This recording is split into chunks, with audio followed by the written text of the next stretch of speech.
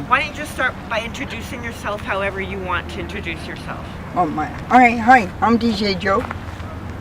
How's that? Right? Where are you from, DJ? I'm from Chehalis tribe. Where's that? Chehalis is back east, Oh, where back east? near Tacoma area. Where is that exactly? Tacoma. Okay.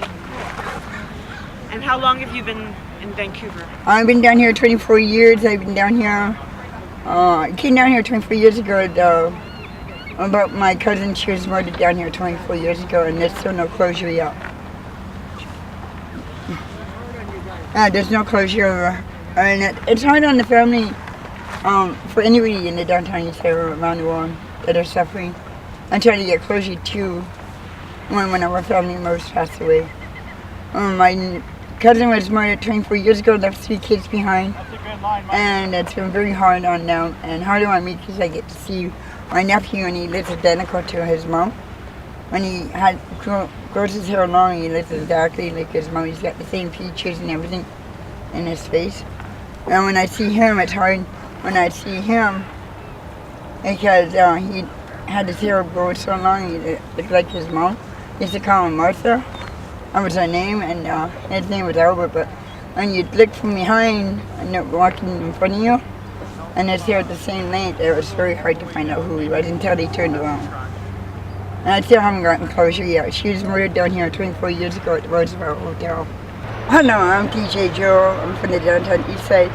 I'm from the Chehalis tribe. I've been here 24 years now. I forget where it was.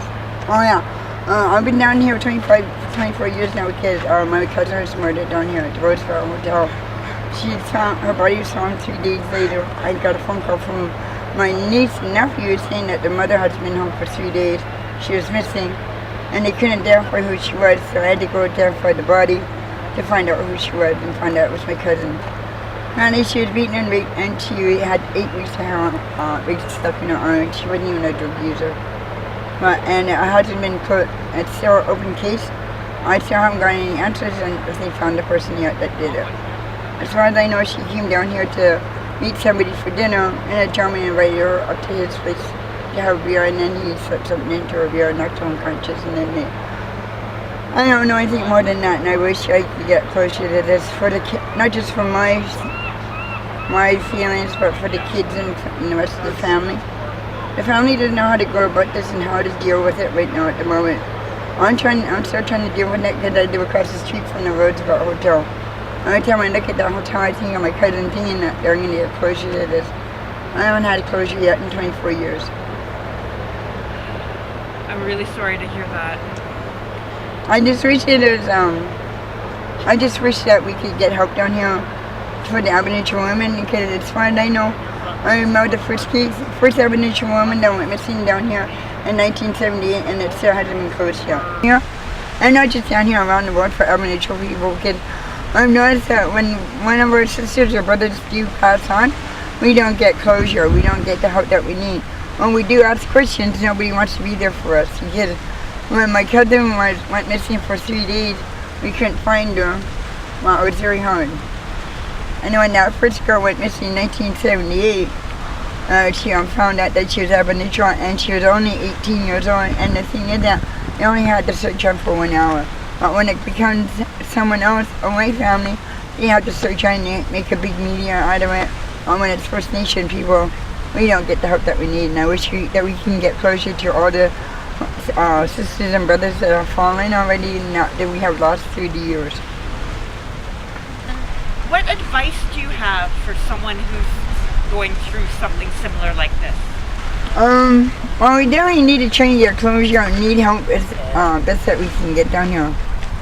My suggestion is, what I normally do is I go down to the water, down to Crab Park here, and talk to the creator. I'm trying to put closure to it. It's not an easy thing to try and do on your own.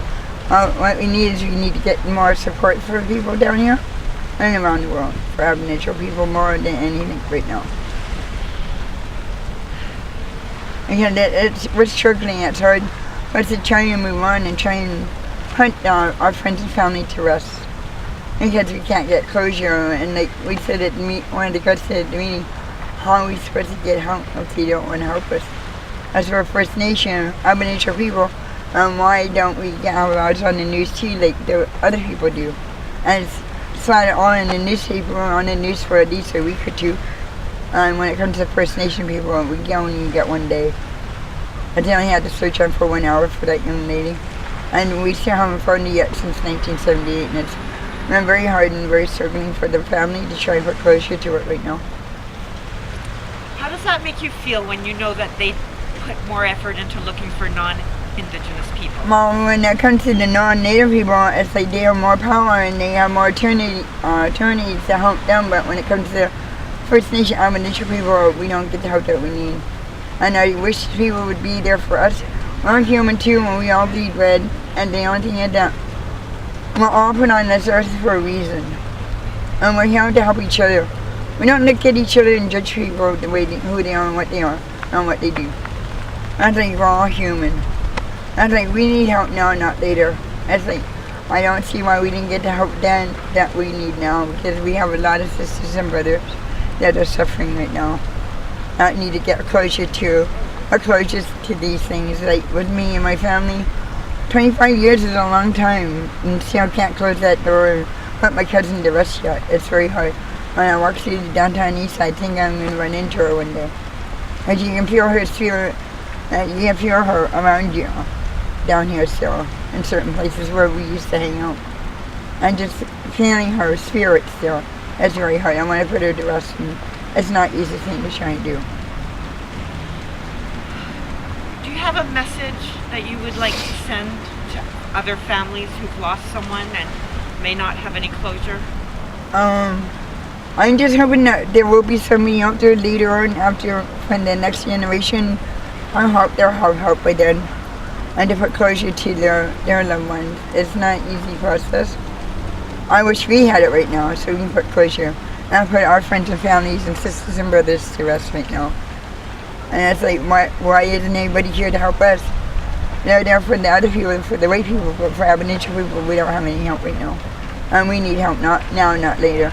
I've been fighting for this for 24 years now, and I still can't get anybody to come down here to help us out. And with that girl that went missing in 1978, I wish we still can get help for that one. Thank you. Is there anything you want to say about SWAB? Oh, okay. I've been on board with the SWAB board for 23 years now. I'm one of the members of the SWAB first. We were called SWAG at the beginning, and then we just switched it about a year ago to SWAB. There were 4 of us. I had 4 members. It was me, Lori. There was Lori, Debbie.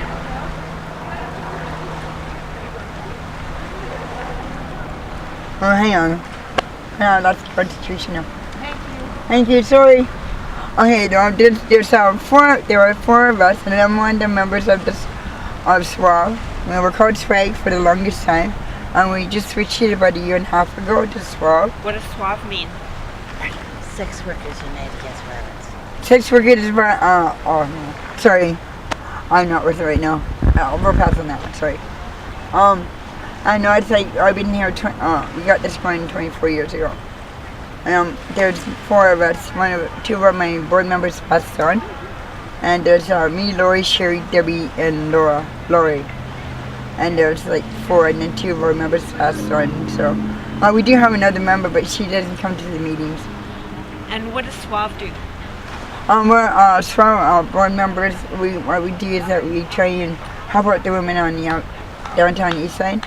We do media talks, and we go on trips from here to Ottawa to Toronto. And we just let people know how we're trying to work on the downtown east side, and how to try and exit the trade, and try and make it safer for them to and not out there when they're working. And I want the outreach workers of SWAB too. And being part of an outreach team with this community is very awesome, because we get to meet some of the women down here, and some of these women are struggling, and they don't know what to do. And now we have this red alert paper. We should have brought one with us, sorry. Because with the red alert, we have paper that we have them fill out. If they had a bad deed, violence or something, we get them to fill out a form. And then it gets put on the red alert, and then we let the rest of the community know, and let the rest of the women know on what to watch out for. We are called to look for what the guy looks like and what area to stay out of. And this time we make it safer out there, and we hand out harm reduction stuff. We hand out condoms and hard white wet ones and candy, and make it safer for the women out there, and make them happy when they see the machine. They seem happy when they see us because they know that we're out there for them. Awesome. Is there anything that I, maybe didn't ask you that you want to add? I don't think so. I think that's it. Thank you. Thank you. Okay. Cool.